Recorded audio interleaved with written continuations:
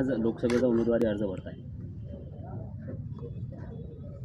आज मी बुलढाणा लोकसभेचा उमेदवारी अर्ज भरतो आहे. तर मी एकटा उमेदवार नसून संबंध बुलढाणा जिल्ह्यातल्या जनतेचा प्रतिनिधी म्हणून अर्ज भरतो आहे. एक तर काय झालं, नेत्यांवरचा विश्वास लोकांचा उडालेला आहे, पण पक्षांवरचा विश्वास उडालेला आहे. लोक आता अस्वस्थ आहेत, परिवर्तन करण्याच्या लोक मूडमध्ये आहेत. त्यात 15 वर्षाचे विद्यमान खासदार होते, त्यांनी जिल्ह्याची वाट लावायचं काम केलं. इथं शेगावचा विकास त्यांनी केला नाही, लोणारचाही केला नाही, सिंदखेडराजाचा केला नाही, संत चोखामेळ्याचं स्थान आहे तेही नाही. त्याच्यानंतर ताराबाई शिंदेंच्यासाठी काही ऐतिहासिक या ठिकाणी उभं राहिलं नाही. सोयाबीन उत्पादक शेतकरी आत्महत्या करतो आहे, कापूस उत्पादक आत्महत्या करतो आहे, मजूर आहे, भूमिहीन आहे, तरुणांचे प्रश्न आहेत, रोजगार नाही, सूतगिरण्या नाही, कारखाने नाही, नवीन कंपन्या इथं आणल्या नाही, शेगावला विमानतळ नाही. काय जिल्ह्याचा विकास केला? भारतभाऊ बंद्रेंचा आदर्श घ्यायला पाहिजे. सगळ्या राजकारण्यांनी 1.5 वर्ष पाटबंधारे खातं होतं त्यांच्याकडं, त्यांनी पेनटाकळी धरण बांधलं, त्यांनी जिगावचा प्रकल्प आणला, त्यांनी खडकपूर्णाचं धरण आणलं, प्रकल्प केला, त्यांनी पद्मावती, त्याच्यानंतर हजारो पाझर तलाव त्यांनी केले. याला म्हणतात विकास. या जिल्ह्याचं वाटोळं करण्याचं काम यांनी केलं. म्हणून सगळे नेते आता माझ्या विरोधात एकवटलेले आहेत. म्हणजे सामान्य जनता माझ्याबरोबर आहे आणि नेते सगळे त्यांच्याबरोबर आहे. आज ते अर्ज भरणार आहे. वास्तविक पाहता मी जेव्हा अर्ज भरायची तारीख 10-12 दिवसापूर्वी डिक्लेअर केली, तर त्याच वेळेला त्यांनी अर्ज भरायला नव्हता पाहिजे. संकेत असतात काही, पण ठीक आहे. तर त्यांना आता ते काय मोठे राजकारणी आहेत, सगळे नेते त्यांच्या बाजूने आहेत, सत्ता त्यांच्या बाजूने आहे, पैसा त्यांच्या बाजूने आहेत, गुंड त्यांच्या बाजूने आहेत. आमच्या बाजूनं गावगाड्यातली फाटकी माणसं आणि शहरातली सामान्य माणसं आमच्या बाजूने आहेत.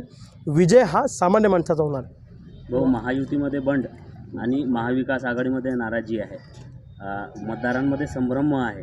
काय सांगणार मतदारांना? त्यांच्या सगळ्या नाराजीचा फायदा मला होणार आहे.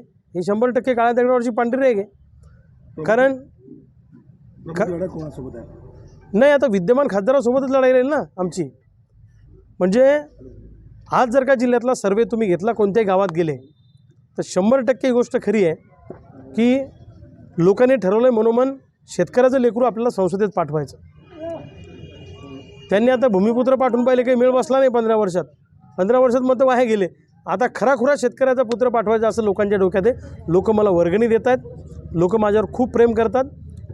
मला सारोळा मारुतीमध्ये गोपाल शिप्पलकर नावाचा एक शेतकरी पुत्र आहे, त्यांनी बायकोच्या गळ्यातलं मंगळसूत्र विकून मला तो लोक वर्गणी देतो. मी त्याला नाही म्हटलं तरी त्यांनी सांगितलं आम्हाला नवरा बायकोची तुम्हाला शपथ आहे, तुम्हाला घ्यावं लागेल.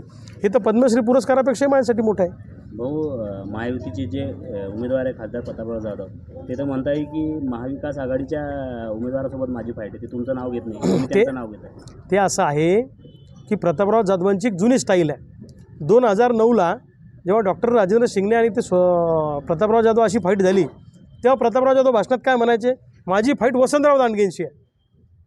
वसंतराव दांडगेंना काहीतरी 90,000 मतं पडले होते त्यावेळेला, आणि म्हणायचे माझी फाईट.